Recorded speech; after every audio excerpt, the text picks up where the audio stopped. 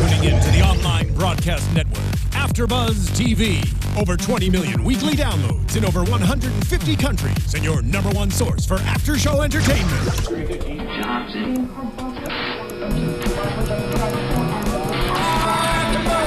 AFTERBUZZ TV, the destination for TV superfans, producing after-shows for over 300 of your favorite TV shows, interviewing celebrities and showrunners, and bringing you behind-the-scenes exclusives. All thanks to E! Entertainment's Maria Menounos, producer Kevin Undergaro, and internet leader Akamai.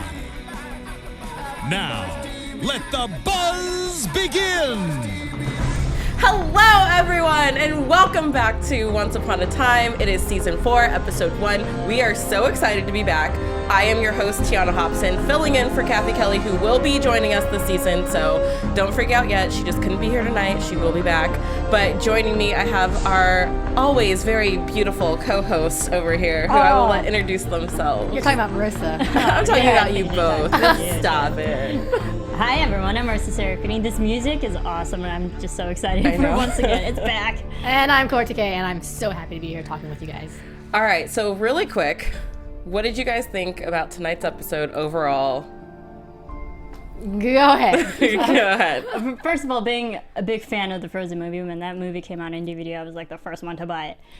So I'm really excited that the fact that, Disney and ABC, how they're crossing over is awesome. And, just watching the movie, I had big, high anticipation and hopes for like how they're going to portray the story in real life. And I think they're actually doing a really good job, especially to start it off. And I'm excited what they're going to do more to add to the story, because I think a lot of people were talking about the Frozen movie itself had a lot of plot holes. But I think for the show, to take that up and fill in those plot holes with story, I mean, it's great that they're doing that. Yeah, I mean, I'm very excited it's back. I'm so amped about this, but I was a little disappointed with the season premiere because I wanted more action. But I do get it that, it's the first episode and they need to set down the foundation for us to kind of get the story before getting it moving. So I'm excited to see what we have in store. Yeah, I'll definitely agree with that. I was a little, I think I hyped it up even more in my head because, it's this whole, once it's frozen over and all that stuff. So I was a little, let down, but I think that was just my own imagination. And I am very excited to see where it goes with Frozen. I also kind of think that it might be too soon for Frozen. I think so too. It's not quite a classic yet, and I was having a conversation with someone earlier where adults who don't have young children, who aren't like us and just, kids at heart and go see kids movies with, no children, might not have seen Frozen and have no interest in it and Once has done such a great job of bringing to life the fairy tales from our childhood that I'm scared with this storyline where the audience will be. Well, I think to be fair, I think you don't really, if you see the movie Frozen, it would definitely heighten the experience of watching Once Upon a Time, but I don't think it's a complete necessity. I think you can still kind of understand and go through the motions with everyone. Agree. Yeah, and I think that the Frozen, why they're doing it now, it's very topical and a lot of people are going to watch. Not to say that's not going to hinder the story in what way. People are expecting Frozen and they know what they want to watch. So I think it's very smart that they're doing it too, to draw in the audience. And they did pick really good actresses and great costumes. I just want to mention that those were really amazing. Yeah. All right, well, let's get into tonight's episode. We're going to start with talking about Belle and Mr. Gold. This episode picks up exactly where we left off in the finale, which is nice because, there's no time gap or anything. And they're just, married. Gold goes to visit Bay's grave and he has a little conversation about, he has to give that dagger back to Belle because he still has the real one and she thinks that she does. It's a shame that their wedding and their marriage itself is kind of starting off of a lie. I mean, that's not the best foot to start a romantic relationship and companionship, to start off with lying. Yeah. I mean, he's trying to sneak attack a truth in there, so we'll see. Yeah, we'll see. I mean, he says, he only held on to it to avenge Bay's death, and now he plans to give it back to her so that, they can have a real shot at this all. So it remains to be seen what he'll do, but after they leave there, Belle has found this hidden house up in the woods that she said no one has claimed, and they think it might have come back from the last time the curse went through, and so they're going to use this house as their honeymoon spot. Isn't that kind of like breaking and entering? Yeah, Yeah, sounds like it. very breaking and entering. First of all, that's a humongous house. How can you hide that? Yeah. That's interesting. And it's clean. And it's very clean. It looks like the house that I know that's located in Vancouver that they used for the Smallville set and for the X-Men set. And it was very much the same interior, so I'm pretty sure that's probably...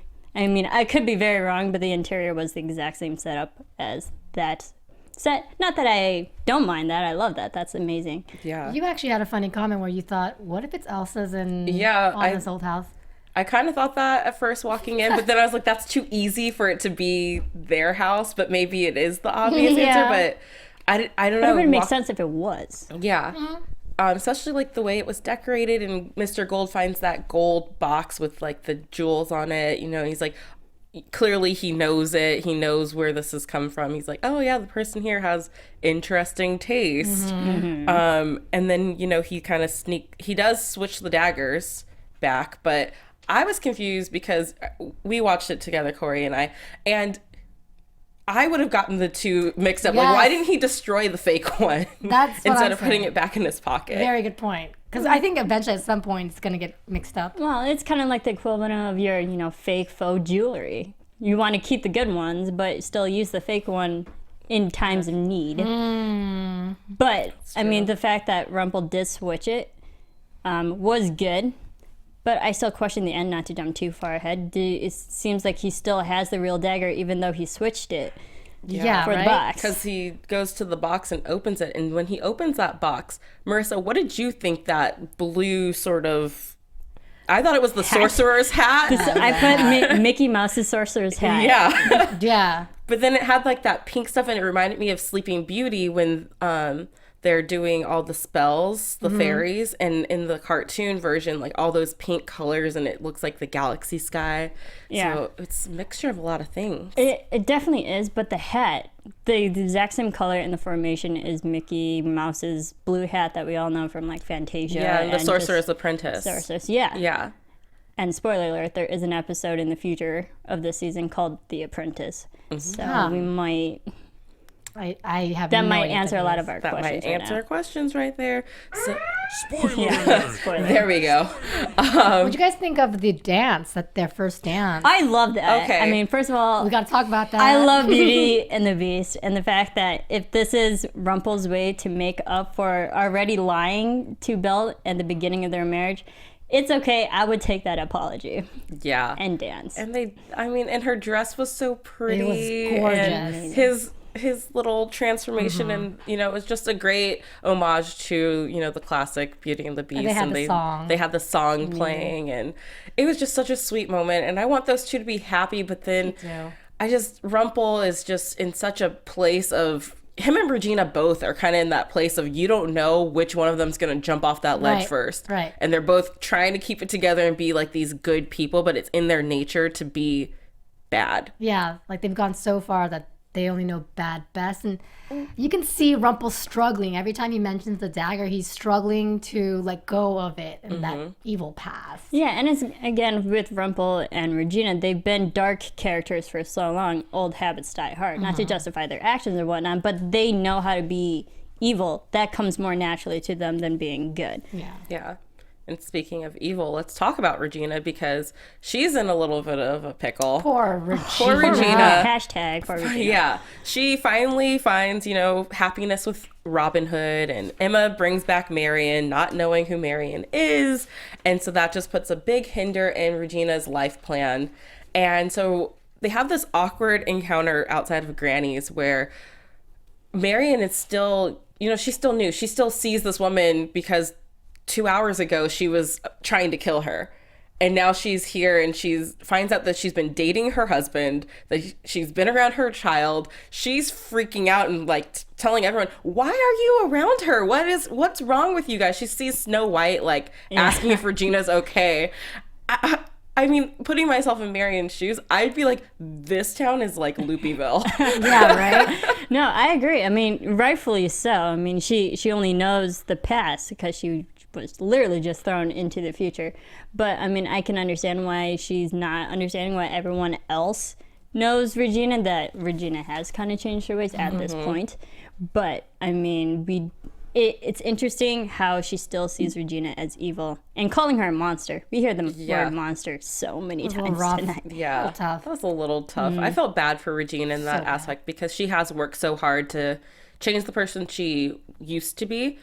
But at the same time, hearing Marion kind of freaking out, it does kind of make you in your head go like, oh, wait a second. Yeah, this is a really bad person who did a lot of bad thing and killed innocent people. And we've all not forgotten about it, but we've moved past it. And We've forgiven her. Yeah, we've forgiven her. But then it's kind of like, wait a second. Should we, like, do we forgive people for doing horrible things? And Well, living in the present, and I mean, I love Regina, and I think she deserves the happiness because I do believe in people changing as long as they want to change. yes. Yeah, and the thing is, Regina has done a lot of good deeds to atone her bad actions, and also, but we can already see the progression, like, or regression, I guess, in her ways, back to evil when she's not even calling Emma anymore. She goes back to Swan.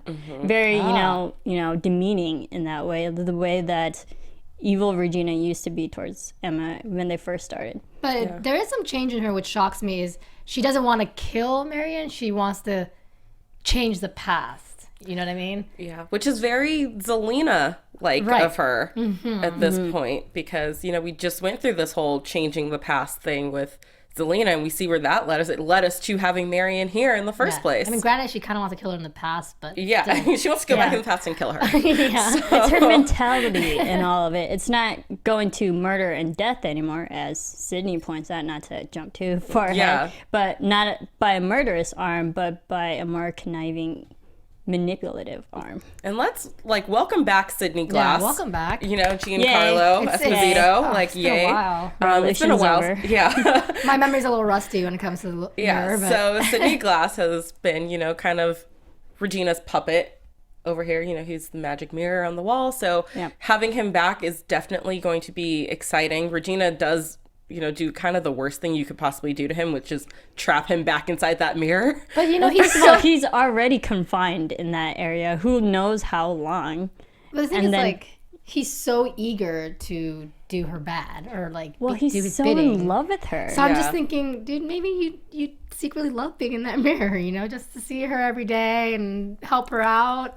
That's mad true love. You know? Yeah. But it's also kind of like being a genie trapped in a bottle. I think, you know, having that freedom of being free of that glass, you know, it's definitely different, and he doesn't deserve that. But anyways, so she's trying to use Sydney to go back in time to find the moment because Regina, you know, she was the evil queen. She did a lot of bad things to a lot of people. She doesn't remember Marion.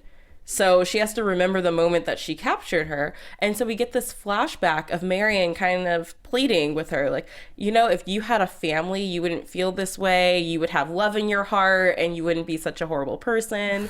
And then, you know, you kind of come out of that flashback to Regina's face and you're just kind of like, ooh, girl, she got you there. Like now, because you're in this place now where you do have a family. And if someone were trying to do this to Regina to separate her from Henry, how would she feel? Right. You know, so I don't know if that's going to make Regina kind of softer on Marion or... Well, she Well, did. I think that is the softness, Yeah. that she doesn't want to kill, but just to get rid of her. Yeah. How do you get rid of someone without...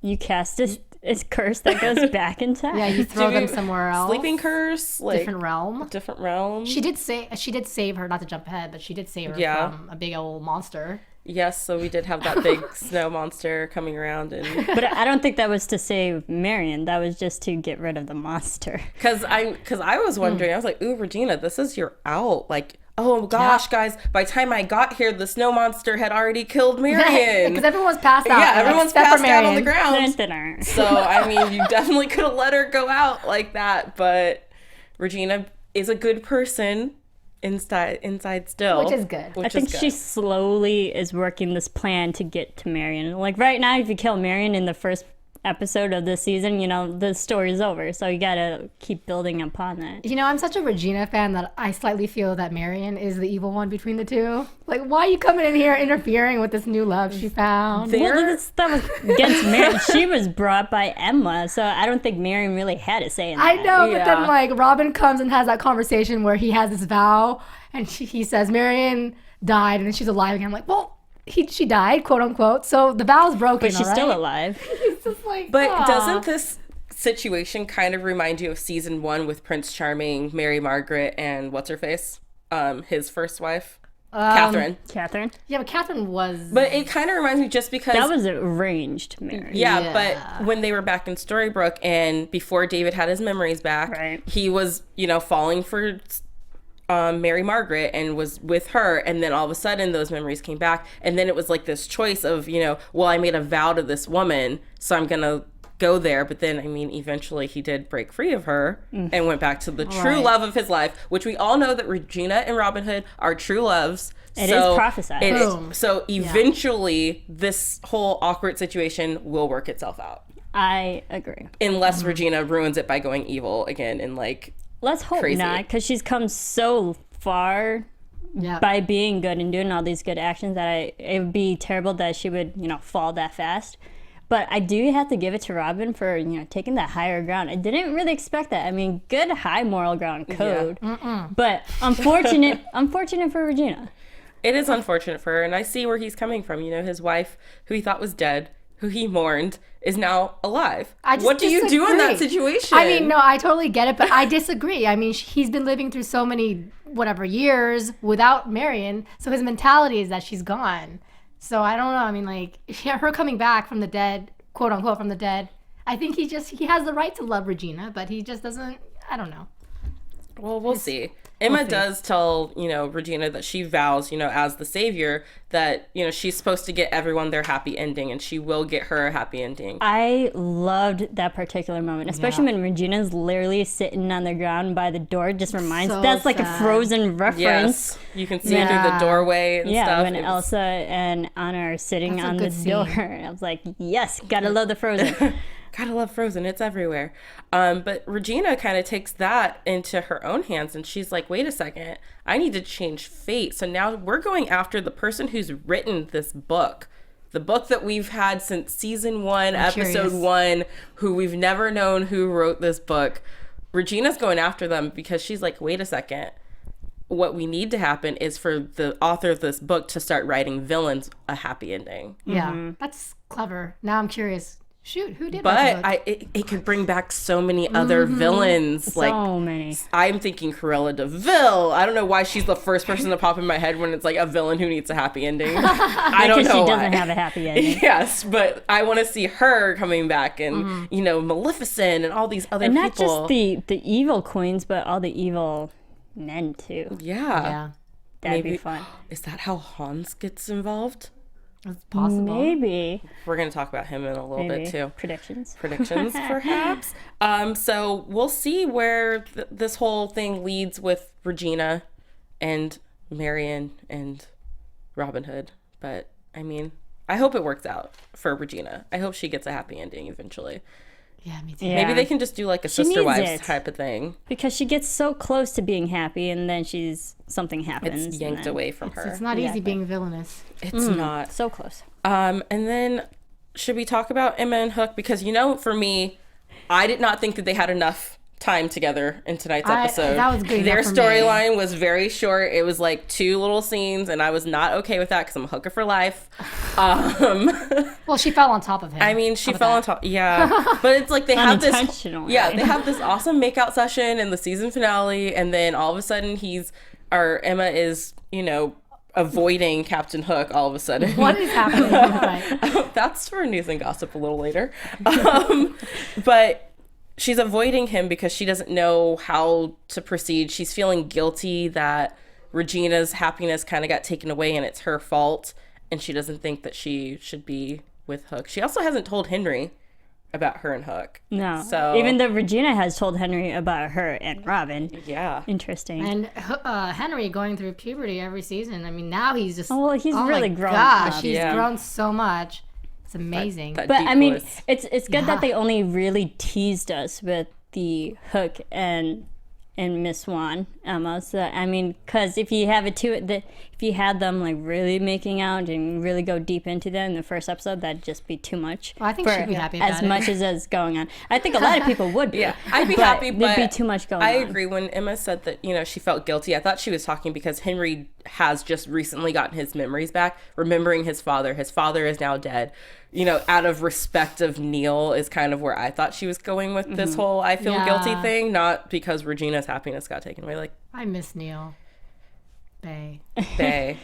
But we have baby Neil now, so That Prince we do. Neil. That we do. We have Prince Neil. We didn't even get to really see Prince Neil either. So see, there's so many things that we still need to see and have. But I want to talk about Frozen now. Yes. Okay, this is what we've all been waiting for, the right? time. Tis the time. Okay, so we're back in a long time ago. I don't know what. I love the vague timeline. Yeah, the vague timeline. A long time ago.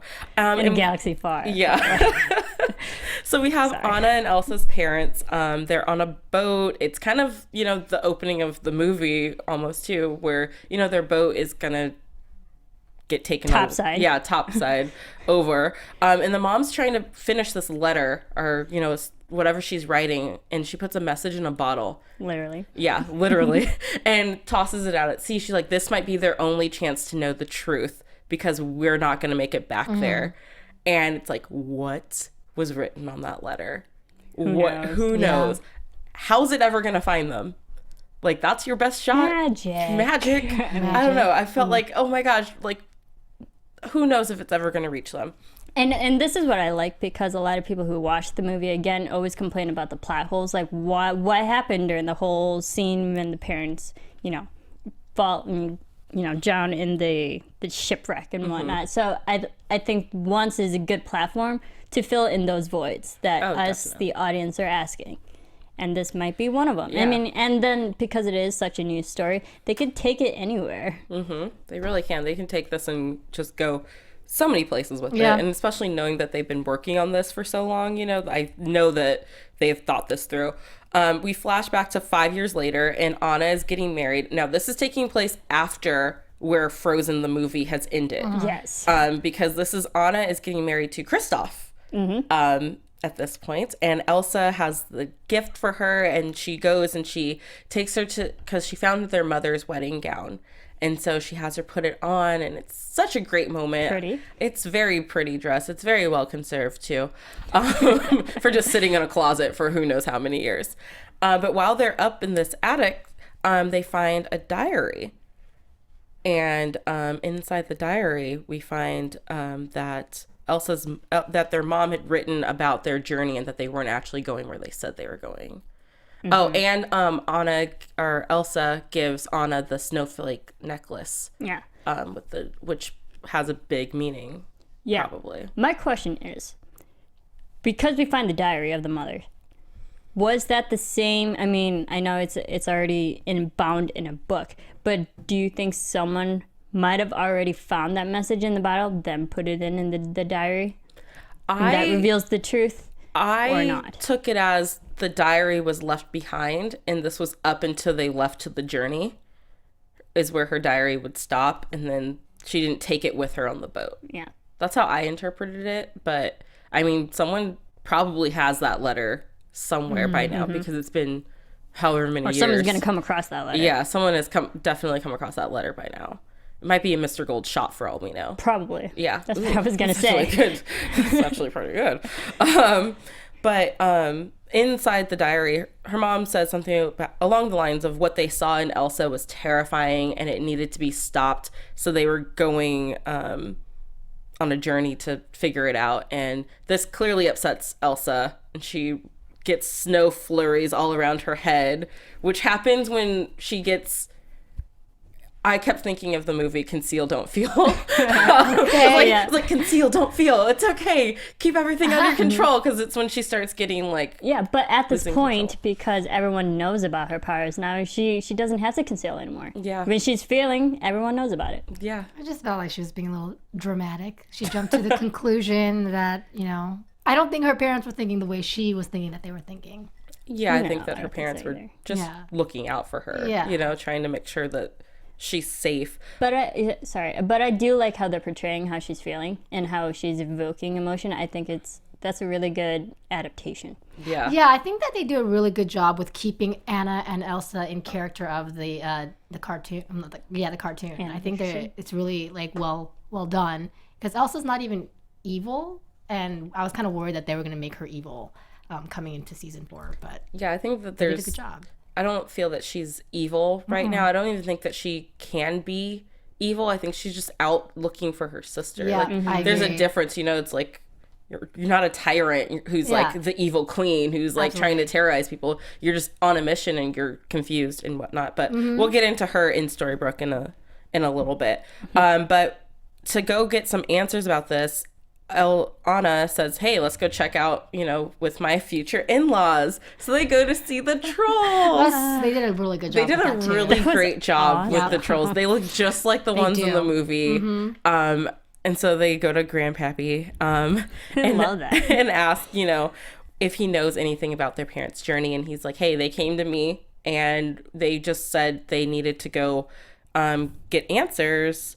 And so all he knew was that they were going to Mist Haven, which is a place that no one's ever heard of. It sounds kind of like fantasy world. Mist Haven. Yeah, I was thinking like clouds and like mist everywhere. Maybe a place of mystery. Just sounds creepy. Just sounds a little creepy. My only thing was that when they were asking Grandpappy, what happened, he didn't even look at the book like, I don't know.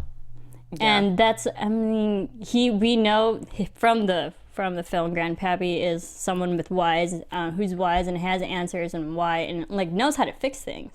And the fact that he immediately didn't even really look at the diary and automatically said, I don't know what happened, is interesting. So you think that he might know more? I think He knows more than what he's letting off. Yeah.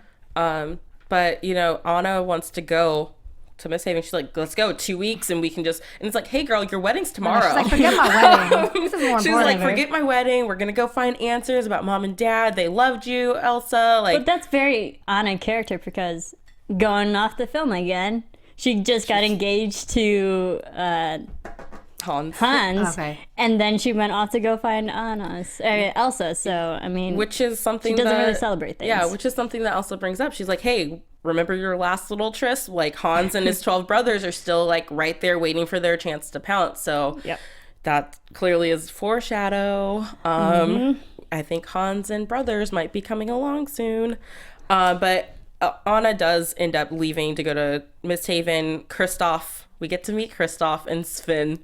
They were so cute. And Kristoff in his Sven voice. Yes. Like, yes. Or like how he's having a conversation with Sven. And yes, I'll go after her. Yeah. So they miss Anna, though. She's left on a boat already.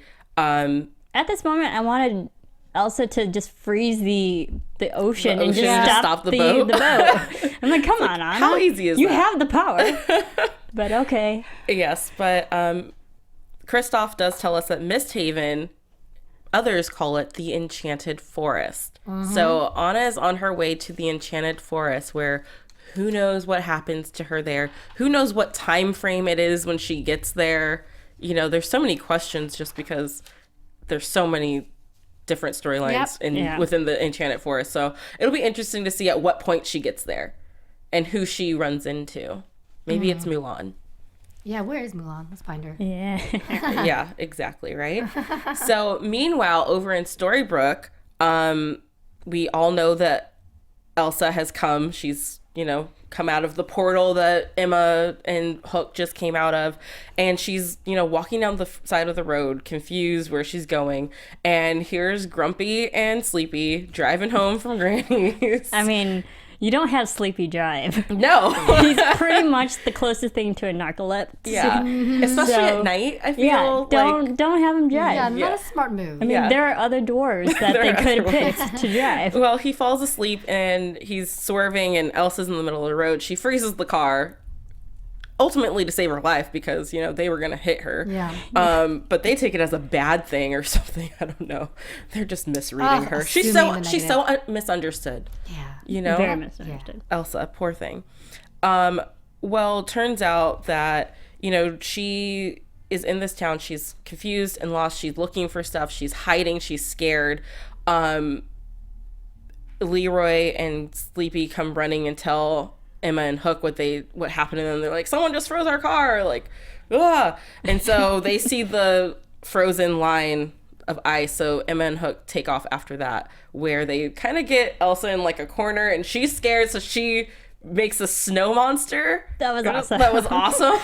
From the movie. From the movie as hey, well. This is actually a pretty cool portrayal. Yeah. I was just like, Very okay, nice. episode 1, bless you. It's like episode 1, they're just going to tell the whole movie. And then from there, we can just move forward and create our own things that are going to happen. Might as well. So we have the snow monster come out, and Scary. Scary. They add to him, even more spikes. Yeah, even to more his back. spikes when Emma tries to use her magic against him. He did not like that. No. He was like, I don't play that.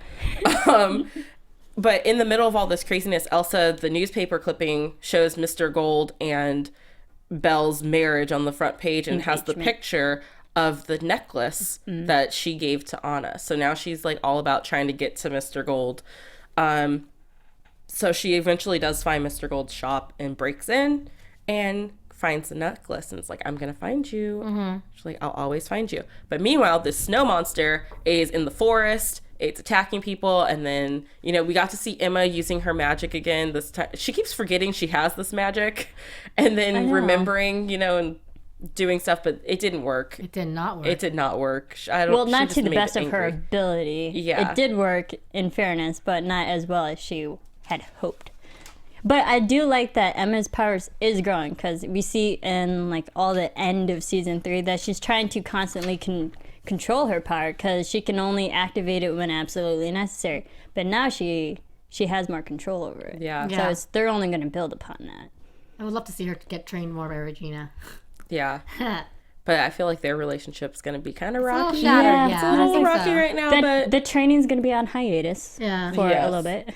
Other things to worry about, I guess. Yeah, other things. But I mean, I thought that the snow monster was great, and I know in the past we've said things about their green screen abilities and stuff, but tonight I was very happy with all the CGI stuff, and Yeah, even Grandpappy looked amazing. yeah, it was We all only really now great. we only just need Olaf. The frozen Yes. monster looked good.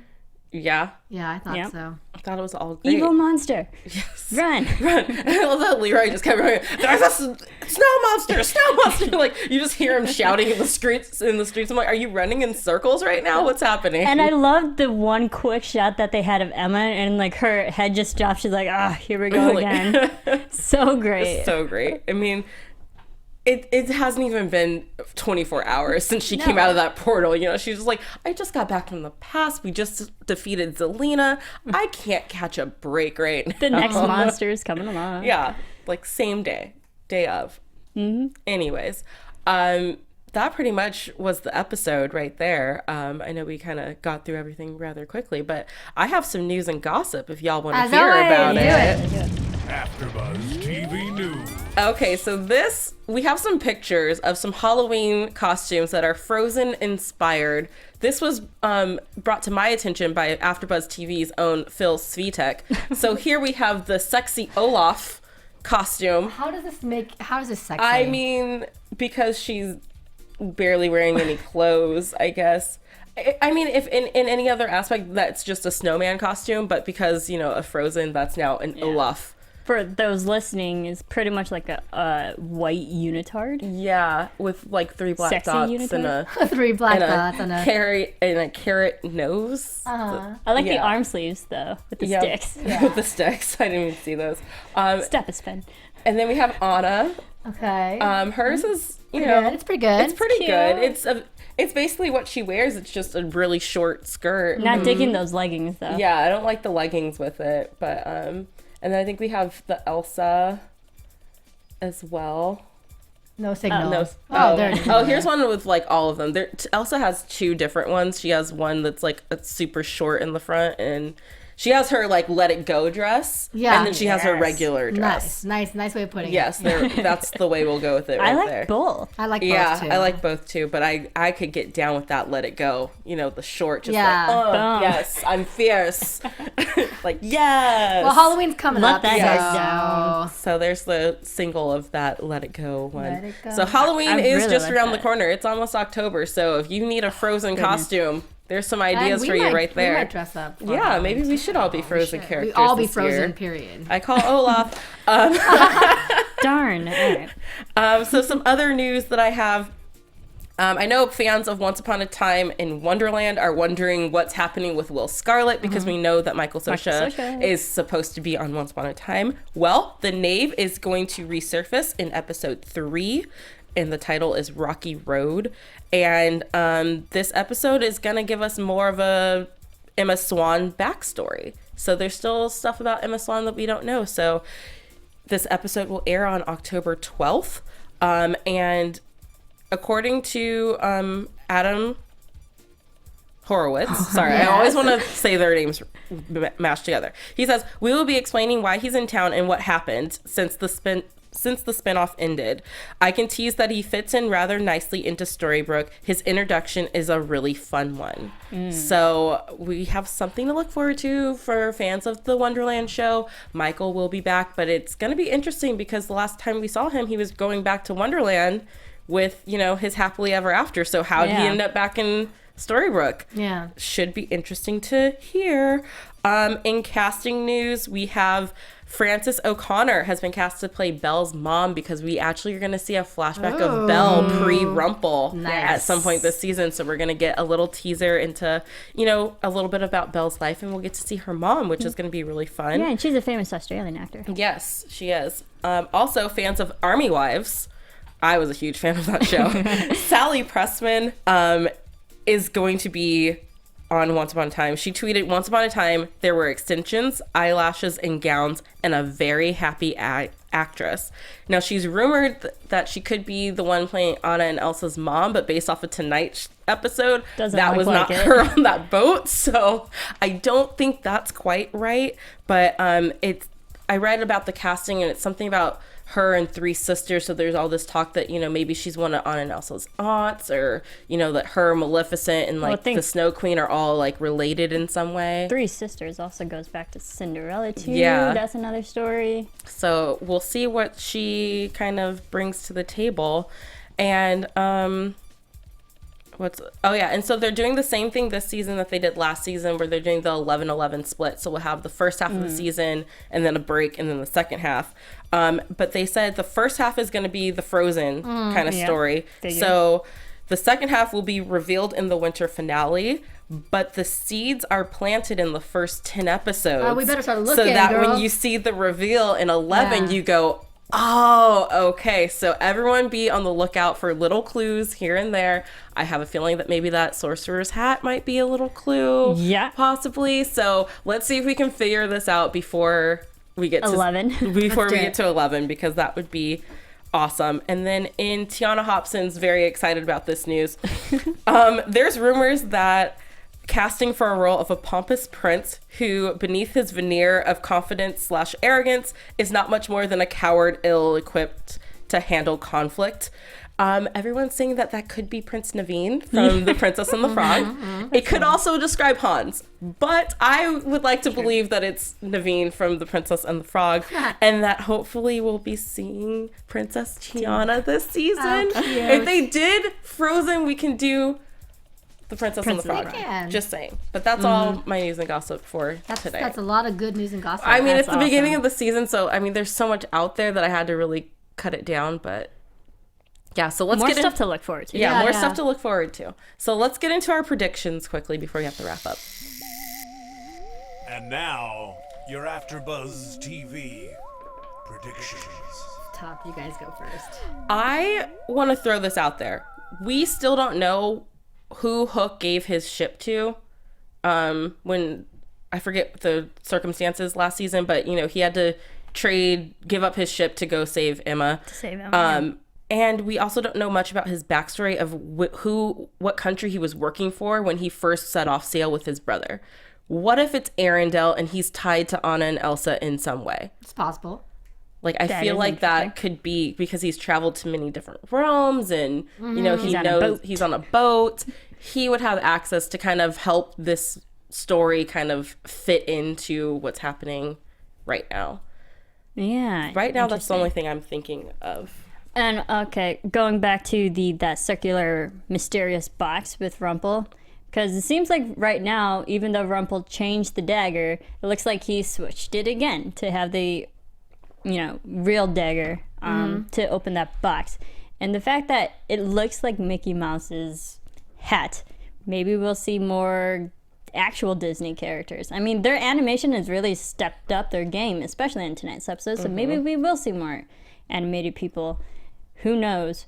And also to find out the writer, I think they're going to find multiple people, not just one person, multiple people. I have a feeling that Bella's going to find out about the dagger, and she's going to be very pissed, and it's going to be a problem. And I also think that maybe the mirror will somehow backstab Regina. I don't Sydney? know why. I wouldn't blame Sydney. Right. Yeah. He has done a lot for her, and she just keeps back in there. Well, also the fact that Regina broke a mirror, so 7 years bad luck already. If you're going to go the superstitious route, then to treat Sydney, her only good mirror right now, like that, then yeah, it's probably going to backfire. Yeah. And then Elsa is going to be completely misunderstood. Tragically. Yeah. I feel like she's just misunderstood right now, and I think she's scared because she's in a place that she doesn't understand or know. She's never been here before, but I want her to just step out and be like, hey guys, what's going on? Yeah, why Have not? you seen my sister? Do you know who she is? Her name's Anna. Like, could you help me out? Right, like misunderstandings are solved by communication. So let's do some of that. Let's communicate with each other. Also, is Sven gonna show up in Storybrook, and is he still gonna be a reindeer, or will he be a person? That'd be nice. A talking reindeer. A talking reindeer? That'd be cute. He could be the only animal creature to come into Storybrook and still be an animal. Yes. And we want to see some Olaf. He could be, but the way that they've been going, I don't think so. Yeah. I mean, we still haven't even seen Pongo in human forms, so. That's true. I forgot about Pongo. You have me there. He's not the only one. Yep. Yeah. Interesting. Okay. Yeah. So, guys, make sure you let us know what you think. Keep the conversation going. Where can they find you guys on social media? Find me on Twitter as well as Instagram, Kaorious, Kaorious. And you can follow me on Twitter and on Instagram at Serafini TV. I'm on Twitter and Instagram at the Tiona Hobson. And make sure you guys go check out our iTunes and leave us a comment, rate us, give us 5 stars. Comment on YouTube. We always respond back. I love the conversations. I can't wait to hear all the predictions and excitement and what we forgot to talk about and all that great stuff that you guys are always pointing out for us. So make sure you leave us comments on there as well. We will be back next week with an exciting episode 2 for season 4 of Once Upon a Time. From executive producers Maria Menounos, Kevin Undergaro, Phil Svitek, and the entire AfterBuzz TV staff, we would like to thank you for listening to the AfterBuzz TV network. To watch or listen to other after shows and post comments or questions, be sure to visit AfterBuzzTV.com. I'm Sir Richard Wentworth, and this has been a presentation of AfterBuzz TV. Buzz you later. The views expressed herein are those of the hosts only and do not necessarily reflect the views of AfterBuzz TV or its owners or principals.